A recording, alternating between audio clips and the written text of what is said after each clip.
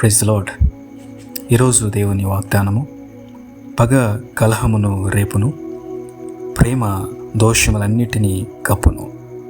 సామెతల గ్రంథము 10వ అధ్యాయము 12వ వచనం. ప్రియులారా, నిజముగా ఈరోజు దేవుడు మాట్లాడుతున్న మాట, దేవుని ప్రేమ కలిగి మీరు జీవించండి. పగ, కోపము, క్రోధము ఇవన్నీ కూడా తీసివేసుకొని అందరినీ ప్రేమించేవారముగా, క్షమించేవారముగా, సమాధానంతో ముందుకు వెళ్ళేవారముగా మనముందా. అట్టి కృపను దేవుడు మనందరికీ అనుగ్రహించునుగాక. దేవుడు మాటలు నూరంతులుగా ఫలింపచేయునుగాక. ఆమేన్. చిన్న ప్రార్థన చేసుకుందాం. యేసయ్యా, మా రక్షక, మా దేవానికి వందనాలు. నిజముగా ఈరోజు మీరు ఇచ్చిన వాగ్దానం ప్రకారము నీ ప్రేమ కలిగి మేము జీవించడానికి సహాయం చేయండి.